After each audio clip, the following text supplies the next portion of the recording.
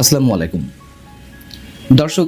বিমস্টেক সম্মেলনের সাইড লাইনে আমাদের প্রধান উপদেষ্টা এবং ভারতের প্রধানমন্ত্রীর মধ্যে যে বৈঠক অনুষ্ঠিত হলো, সেই বৈঠকে নরেন্দ্র মোদীর পক্ষ থেকে একটি বক্তব্য খুব গুরুত্বের সঙ্গে তুলে ধরা হয়েছে আমাদের প্রধান উপদেষ্টার উদ্দেশ্যে, যেটি ভারতের গণমাধ্যমে বেশ ফলাওভাবে প্রচার হয়েছে। এবং কতটা গুরুত্বের সঙ্গে এটি তুলে ধরা হয়েছে তার একটি রেফারেন্স আমি আপনাদেরকে দেব। নরেন্দ্র মোদী মন্তব্য করেছিলেন ডক্টর মোহাম্মদ ইউনূসের প্রতি যে এমন কোনো মন্তব্য করা ঠিক নয় যা পরিবেশ নষ্ট করে, অর্থাৎ ভারত বাংলাদেশ দুই রাষ্ট্রের মধ্যে তিক্ততার সৃষ্টি হয় চরমভাবে। এই মন্তব্য তিনি করেছেন এবং কতটা যে গুরুত্বের সঙ্গে এটি করেছেন তা আবার বোঝা যায় ভারতের কোনো কোনো গণমাধ্যমে যে রিপোর্টটি এসেছে চীন সফর করার সময় সে দেশের প্রেসিডেন্ট শি জিনপিংয়ের সঙ্গে বৈঠকে আমাদের প্রধান উপদেষ্টা যে মন্তব্যটি করেছিলেন, এই অঞ্চলের সমুদ্রের একমাত্র অভিভাবক বাংলাদেশ এবং ভারতের যে সেভেন সিস্টার্স সেটি নিয়েও তিনি কিছু মন্তব্য করেছিলেন। তার পরপরই যখন নরেন্দ্র মোদী এবং ডক্টর মোহাম্মদ ইউনূস দুই দেশের সরকার প্রধান যখন থাইল্যান্ডে অবস্থান করছেন, ঠিক তখনই প্রধান উপদেষ্টার ওই মন্তব্যের পর বাংলাদেশ সীমান্তের কাছে বা স্পষ্ট করে যদি বলা যায় ভারত সরকার শিলিগুড়ি করিডোরের সামরিক শক্তি বাড়ানোর জন্য বিশেষ ব্যবস্থা গ্রহণ করে। প্রধান উপদেষ্টার এই বক্তব্যটি তারা এতটাই গুরুত্বের সঙ্গে নিয়েছে, তাদের কাছে মনে হয়েছে এটি ডক্টর মোহাম্মদ ইউনূস একটি উস্কানিমূলক বক্তব্য, সেভেন সিস্টার্স নিয়ে চীনের সঙ্গে কোনো ধরনের ষড়যন্ত্র হচ্ছে কিনা তারা সেভাবেই নিয়েছে। হয়তো কিছুই না প্রধান উপদেষ্টার বক্তব্য, হয়তো প্রধান উপদেষ্টা প্রেস উইং তেমনটাই মন্তব্য করার চেষ্টা করেছে, কিন্তু ভারত বসে থাকেনি। তারা যে চিকেন নেক শিলিগুড়ি করিডোর, তার কাছে উন্নত সামরিক সরঞ্জাম বলতে আমি যদি বলি স্পষ্টভাবে যে হাসিমারা বিমান ঘাঁটিতে রাফায়েল যুদ্ধ বিমান মোতায়েন করা হয়েছে। শিলিগুড়ি করিডোরে ব্রহ্মোস সুপারসনিক ক্রুজ ক্ষেপণাস্ত্র রেজিমেন্ট মোতায়েন এটি করা হয়েছে এবং S-400 ক্ষেপণাস্ত্র ব্যবস্থা সংযুক্ত করে আকাশ প্রতিরক্ষা জোরদার এবং T-90 ট্যাঙ্ক সহ লাইভ ফায়ার মহড়া চলেছে। চিন্তা করতে পারে যে ভারত এটা কতটা সিরিয়াসলি নিয়েছে। এই জন্যই বলছিলাম যে যেই খবরটি আমাদের গণমাধ্যমে আসেনি সেটি ভারতের গণমাধ্যমে খুবই গুরুত্বের সঙ্গে উঠে এসেছে এবং কতটা সিরিয়াসলি নরেন্দ্র মোদী এই ধরনের মন্তব্য করেছে আমাদের প্রধান উপদেষ্টার প্রতি তা খুব সহজে বোঝা যাচ্ছে। এখন চিকেন নেক নিয়ে কেন তারা এতটা সেন্সিটিভ পর্যায়ে রয়েছে, বিষয়টা হচ্ছে ভারতের পশ্চিমবঙ্গের শিলিগুড়ি শহরের চারপাশে অবস্থিত এই যে চিকেন নেক মাত্র 20 থেকে 22 কিলোমিটার এলাকা জুড়ে, এটি ভূ রাজনৈতিক এবং ভূ অর্থনৈতিক করিডোর হিসেবে বিবেচনা করে ভারত।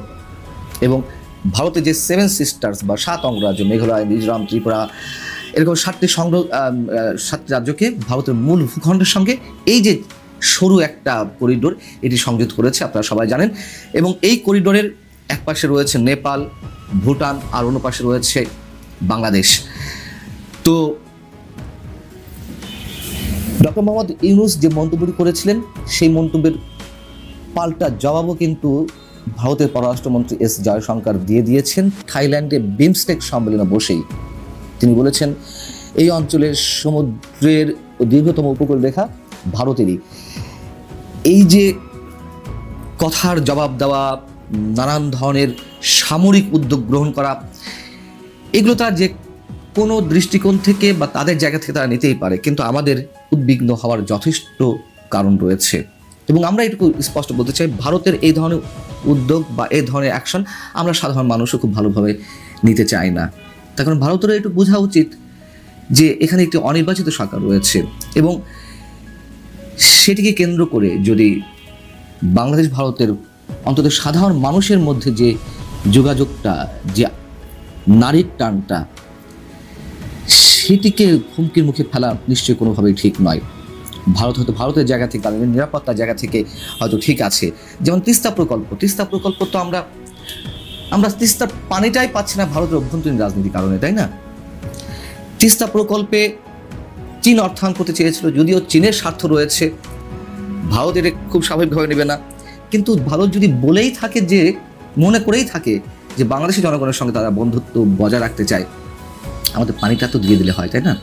পানিও দিবে না, প্রকল্প করতে দেবে না, একটা জটিল সমীকরণ। চীন এই তিস্তা বহুমুখী প্রকল্পে বেশ আগ্রহী হয়ে উঠেছিল। যে পরিমাণ টাকা লাগবে চীন দিবে। কেন দিবে? চীন তার belt and road initiative BRI এর যে প্রকল্প, সেটির মাধ্যমে এশিয়া, ইউরোপ এবং আফ্রিকা মহাদেশকে একই সুতোয় গাঁথতে চায়। এবং এটি বাংলাদেশ, চীন, ভারত, মিয়ানমারের অর্থনৈতিক করিডোর হিসেবে তারা বিবেচনা করে আসছে। এবং এই প্রস্তাবিত করিডোরের মাধ্যমে চীন তাদের দক্ষিণ পশ্চিমাঞ্চলের যে ইউনান প্রদেশ, সেটিকে সংযুক্ত করতে চায় মিয়ানমারের মাধ্যমে, আবার বাংলাদেশের মাধ্যমে তারা ভারতের পশ্চিমবঙ্গকে সংযুক্ত করতে চায়। এবং যদি শিলিগুড়ির কাছে, চিকেন নেকের কাছে, লালমনিরহাট বাংলাদেশের এই তিস্তা প্রকল্প গড়ে ওঠে, চীনের অর্থনীতি গড়ে ওঠে, তাহলে চীনের বিভিন্ন পর্যায়ের বিশেষজ্ঞ বলি বা টেকনিক্যাল পার্সন বলি অথবা সেনা কর্মকর্তা বলি, সেনা সদস্য বলি, তাদের আনাগোনাটা বেড়ে যাবে। এবং ভারত মনে করে যে চীন তাদের এই বেল্ট অ্যান্ড রোড ইনিশিয়েটিভের মাধ্যমে ভারতকে চারপাশ দিয়ে ঘিরে ধরতে চায় এবং তাদের নজরদারি তিস্তা প্রকল্পের মাধ্যমে আরও বেশি বেড়ে যাবে ভারতের প্রতি। সেই জায়গা থেকে আবার ভারত তাদের নিজের স্বার্থের জায়গা থেকে কোনোভাবেই চায় না যে চীন বাংলাদেশের এই প্রকল্পে অর্থায়ন করুক। যার কারণে আমরা দেখেছি যে শেখ হাসিনা সরকারের শেষ পর্যায়ে এসে ভারত খুব তড়িঘড়ি করছিল যে না, চীনে অর্থায়ন নেওয়া যাবে না, আমরা অর্থ দিব, এ ধরনের একটি আলোচনা চলছিল বা তারা চাপ দিচ্ছিল। কিন্তু ভারতে যে এখানে অর্থায়ন করবেন এটা আমরা সবাই জানি। ভারত চীনের এই প্রকল্প বন্ধ করতে তারা টোপ দিতে পারে, আবার জানি না সত্যিই তারা আদৌ করতো কিনা। তবে আমার ধারণা যে ভারতের ঋণ যে ছাড়ের পরিস্থিতি, স্বাধীনতার পর থেকে বাংলাদেশে যে পরিমাণ ঋণের প্রতিশ্রুতি দিয়েছে তার খুব কম অংশ ছাড় হয়েছে। এটি অন্য বিষয়। বিষয়টি আমাদের আলোচনার জায়গা এখানেই যে ডক্টর মোহাম্মদ ইউনূসের জায়গা থেকে, বাংলাদেশের সরকার প্রধানের অবস্থান থেকে এই ধরনের মন্তব্য কেন তাকে করতে হয়। ভারত যে 7 সিস্টার্স নিয়ে চিন্তিত, তার যে কারণগুলো রয়েছে সেটি আমি উল্লেখ করলাম। এবং আরও তারা চিন্তিত হয়ে পড়েছে এই কারণে যে ডক্টর মোহাম্মদ ইউনূস প্রধান উপদেষ্টা হিসেবে শপথ নেওয়ার আগে থেকেই 7 সিস্টার্স নিয়ে এবং এ পর্যন্ত অনেক ধরনের মন্তব্য করেছেন, যেগুলো ভারত কোনোভাবেই ভালোভাবে নেয়নি, নেওয়ার কথাও নয়।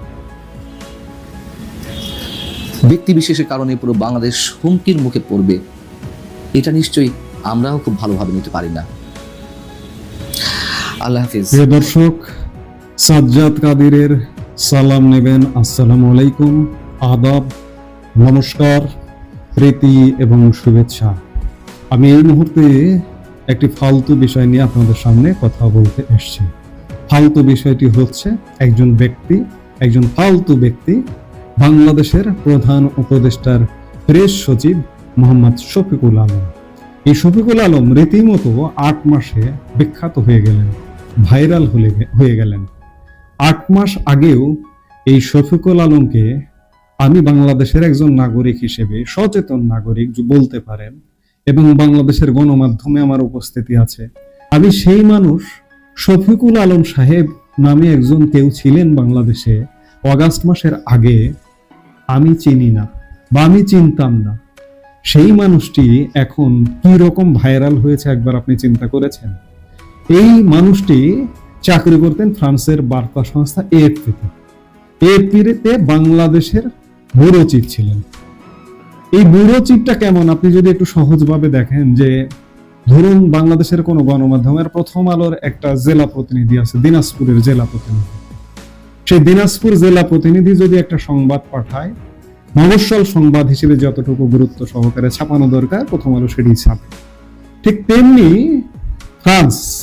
ফ্রান্সের বার্তা সংস্থা বাংলাদেশের একটা সংবাদ যদি পাঠায়, মাসে হয়তো 2-3টা নিউজও যায় কিনা বা যেত কিনা সে ব্যাপারে সন্দেহ, যে কতটা গুরুত্ব সহকারে ছাপতে পারে একবার চিন্তা করুন। সেই রিপোর্টের, সেই বার্তা সংস্থার একজন ব্যুরো চিফ ছিলেন, অর্থাৎ ব্যুরো চিফ মানে বাংলাদেশ অফিসের দায়িত্বপ্রাপ্ত ছিলেন তিনি। সেই মানুষটাকে আমি চিনি না, কারণ বাংলাদেশে বা বিশাল পৃথিবীতে তার কোনো বিশাল কৃতকর্ম আছে বলে আমি আতিপাতি করে খুঁজে পাইনি। তার কোনো লেখালেখা, তার কোনো কৃতকর্ম আমি খুঁজে পাইনি। এই মানুষটি আসলে কে? এই মানুষটি 8 মাসে কিভাবে ভাইরাল হয়েছেন, এবং ভাইরাল হয়েছেন শুধুমাত্র তার নোংরামি, বিতর্কিত কর্মকাণ্ডের কারণে। এই যে আওয়ামী লীগ সরকারের পতন হয়েছে, আওয়ামী লীগ সরকার চলে গেছে, আওয়ামী লীগ সরকার চলে যাবার পরে আওয়ামী লীগের যে সব প্রতিপক্ষ রাজনৈতিক দল আছে, বিএনপি, জামাত, এনসিপি, এই যে নতুন রাজনৈতিক দল গড়ে উঠেছে, তারাও এত নোংরা ভাবে, এত নোংরা প্রতিক্রিয়া আওয়ামী লীগের প্রতি দেখায়নি, এখন পর্যন্ত দেখিনি। এই প্রেস সচিব শফিকুল আলম যতটা দেখিয়েছেন, এগুলো করে তিনি ভাইরাল হয়ে গেছেন। এবং ভাইরাল শুধু তাই না, সেটা দেশে তো ভাইরাল হয়েছে, এবার আন্তর্জাতিক গণমাধ্যমেও মিথ্যাচারের জন্য, ভণ্ডামির জন্য, চিটিং এর জন্য বিখ্যাত হয়ে গেলেন, ভাইরাল হয়ে গেলেন। আন্তর্জাতিক গণমাধ্যম টাইমস অফ ইন্ডিয়ায় গতকাল রাতে এই প্রেস সচিব শফিকুল আলমকে নিয়ে একটা নিউজ আপলোড করেছে, গতকাল রাত 9:04। সেই 9:04 নিউজটা কি? Account of press secretary to Bangladesh chief adviser on PM Modi Yunus meeting is mischievous politically motivated sources। অর্থাৎ মোদি ইউনুস বৈঠক নিয়ে প্রধান উপদেষ্টার প্রেস সচিব শফিকুল আলম যে বিবৃতি দিয়েছেন, সেটি বানোয়াট এবং রাজনৈতিক উদ্দেশ্য প্রণোদিত, এরকম একটি শিরোনামে এই টাইমস অফ ইন্ডিয়া নিউজ করেছে। তাহলে চিন্তা করুন এই লোকটা কতটা ভাইরাল হয়ে গেল। এবং নিউজে যেটি বলা হচ্ছে যে মোদি ইউনুস বৈঠকে যে আলাপ হয়নি, সেই আলাপের বয়ান তৈরি করেছেন এই শফিকুল আলম, একটা ন্যারেটিভ তৈরি করেছেন। শুক্রবার ব্যাংককে বিমস্টেক সম্মেলনের সাইড লাইনে এই বৈঠকটি অনুষ্ঠিত হয়। বৈঠকে যেসব বিষয়ে আলোচনা হয় তা নিজের ফেসবুকে প্রকাশ করেন প্রধান উপদেষ্টার প্রেস সচিব শফিকুল আলম। প্রেস সচিব তার পোস্টে লিখেছেন, দ্বিপাক্ষিক বৈঠকে ভারতের প্রধানমন্ত্রী নরেন্দ্র মোদী বাংলাদেশের প্রধানমন্ত্রী অধ্যাপক ডক্টর মোহাম্মদ ইউনূসের প্রতি শ্রদ্ধাশীল ছিলেন। বৈঠকে মোদী বলেন, শেখ হাসিনার সাথে ভারতের সুসম্পর্ক থাকাকালীন আমরা আপনার প্রতি তার অসম্মানজনক আচরণ দেখেছি, কিন্তু আমরা আপনাকে শ্রদ্ধা ও সম্মান জানিয়েছি। প্রেস সচিব আরো লিখেছেন, অধ্যাপক ইউনূস যখন শেখ হাসিনার প্রত্যর্পণের কথা উত্থাপন করেন তখন মোদীর প্রতিক্রিয়া নেতিবাচক ছিল না। তবে অসমর্থিত সূত্রের বরাতে টাইমস অফ ইন্ডিয়ার প্রতিবেদনে বলা হয়েছে, ইউনূস মোদী বৈঠক নিয়ে প্রধান উপদেষ্টার প্রেস সচিব শফিকুল আলমের বক্তব্য ক্ষতিকর ও রাজনৈতিক উদ্দেশ্য প্রণোদিত। বৈঠকে ডক্টর ইউনূসের সঙ্গে বাংলাদেশের পতিত সরকারের সম্পর্ক নিয়ে মোদীর করা মন্তব্য ভুলভাবে উপস্থাপন করা হয়েছে বলে দাবি করা হয় প্রতিবেদনে। একই সূত্রের বরাদে গণমাধ্যমটি দাবি করেছে, বাংলাদেশের ক্ষমতাচ্যুত প্রধানমন্ত্রী শেখ হাসিনার প্রত্যর্পণের অনুরোধের বিষয়ে প্রেস সচিবের মন্তব্যের কোনো ভিত্তি নেই। অর্থাৎ ভারতীয় এই গণমাধ্যমটি টাইমস অফ ইন্ডিয়া যেটি বোঝাতে চেয়েছেন যে শেখ হাসিনার প্রত্যর্পণ বিষয়ে নরেন্দ্র মোদীর সাথে সত্যিকার অর্থে কোনো আলাপ হয়নি। কিন্তু প্রেস সচিব শফিকুল আলম বৈঠকটি হবার পরের দিন থেকে সমানে মিথ্যাচার করে যাচ্ছেন। এই বৈঠকটি হবার আগে আপনারা যারা দেখেছেন, আপনারা যারা অবজার্ভ করেছেন, দেখলেন তো কিভাবে বৈঠকটি হলো। এক প্রকার হাতে পেয়ে ধরে বৈঠকটি হওয়ার মতো। নরেন্দ্র মোদী কি মোহাম্মদ ইউনূসের সাথে দেখা করতে এসেছেন, নাকি মোহাম্মদ ইউনূস নরেন্দ্র মোদীর সাথে দেখা করতে গেলেন? কোনটা? আপনারা তো দেখেছেন। নরেন্দ্র মোদী একটা হোটেলে বৈঠকটি করেছেন বিশ্বের অন্যান্য নেতাদের সাথে। সেই ধারাবাহিকতায় মোহাম্মদ ইউনূসের কাকুতি মিনতির প্রেক্ষিতে বৈঠকটি হয়েছে, অর্থাৎ সাক্ষাতের একটা সুযোগ দিয়েছেন। এই সুযোগটাকে এই শফিকুল আলম যেভাবে ব্যাখ্যা করেছেন বা ব্যাখ্যা করছেন, যেভাবে হম্বিতম্বি করছেন, তা রীতিমতো একটা বিরক্তির উদ্রেক করছে। সত্যিকার অর্থে এই লোকটা এইসব কারণে, এই নেতিবাচক কর্মের কারণে বিখ্যাত হয়ে গেছেন, ভাইরাল হয়ে গেছেন। এমনকি টাইমস অফ ইন্ডিয়ার মতো রিনাউন্ড, পৃথিবী বিখ্যাত, ভারত বিখ্যাত, ভারতের খুব প্রতিশ্রুতিশীল এবং বিখ্যাত একটি গণমাধ্যমে তাকে নিয়ে তার নেতিবাচক বিষয় নিয়ে নিউজ হয়েছে। বাংলাদেশে তো ভাইরাল অনেক কিছু আছে। এই যে আমাদের একজন আছে ইউটিউবার আশরাফুল আলম, অর্থাৎ হিরো আলম, সেও তো ভাইরাল। সে কি কারণে ভাইরাল? শফিকুল আলমও ভাইরাল। কি কারণে ভাইরাল? এসব নেতিবাচক কাজের কারণে ভাইরাল। অর্থাৎ 8 মাস আগে একদম একটি আননোন মানুষ, অপরিচিত একটা মানুষ, তার উদ্দেশ্য আসলে পরিচিত হওয়া। এই পরিচিতি দিয়ে তিনি কি বাংলাদেশে কোনো কিছু করে কর্মে খেতে চান? আগামীতে তিনি কি রাজনীতি করবেন? এত বড় রাজনীতিক ফিগার হয়েছেন যে রাজনীতিতে আসবেন এরকম অসৎ উদ্দেশ্য নিয়ে, অসৎ কর্ম নিয়ে। আমি আসলে দুঃখিত যে এমন একটা মানুষকে নিয়ে আলাপ করতে হচ্ছে, কিন্তু সত্যিকার অর্থে কখনো কখনো এগুলো নিয়েও আলাপ করতে হয় মানুষকে বোঝানোর জন্য, মানুষকে অবগত করবার জন্য। এই জন্যই আলাপটা করতে এসেছি যে শফিকুল আলম এখন ভাইরাল হয়েছেন এবং তিনি আরো ভাইরাল হতে চান।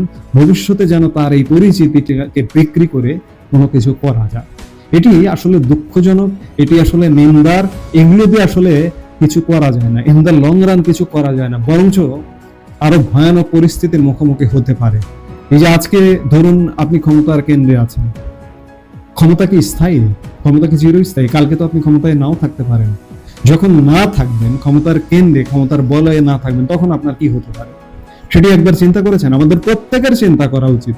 ক্ষমতা চিরকালীন নয়। এই যে প্রবল প্রতাপশালী আওয়ামী লীগ আজকে ক্ষমতা থেকে বাইরে। আওয়ামী লীগের নেতাকর্মীরা প্রকাশ্যে দাঁড়াতেই পারে না। আওয়ামী লীগের নেতাকর্মীদের যাদের আচরণ, বিতর্কিত আচরণ ছিল, তারা প্রকাশ্যে এখন দাঁড়াতেই পারে না। কিন্তু আবার ভালো লোক যারা, তারা কিন্তু আছেন। তেমনি আজকে যে অন্তর্বর্তীকালীন সরকারের আপনি একজন মানুষ যিনি চরম বিতর্কিত। সীমিত কয়েকজন, হাতে গুনে 2-1 বিতর্কিতের মধ্যে আপনি একজন বিতর্কিত মানুষ। আপনি ভবিষ্যতে এই পরিচিতি দিয়ে কি করবেন এটি আপনি ভালো বোঝেন, আপনি ভালো জানেন। তো কাজে এগুলো দুঃখজনক। আসলে এগুলো দেশের জন্য লজ্জাস্কর। ভারতীয় গণমাধ্যম আপনাকে নিয়ে এভাবে নেতিবাচক মিথ্যাচার করছেন, প্রতারণা করছেন, রাজনৈতিক উদ্দেশ্য প্রণোদিত বক্তব্য দিচ্ছেন, এগুলো বলছে। এগুলো আমরাই লজ্জা পাচ্ছি। আপনি লজ্জা পান কিনা আমরা জানি না। কাজেই এগুলো আসলে একটু সংযত হন, আপনার ভালোর জন্য, মঙ্গলের জন্যই এগুলো সংযত হন। সংযত হয়ে অ্যাটিটিউড করাটা মনে হয় ভালো হয়। এই মুহূর্তে এ পর্যন্তই। সবাই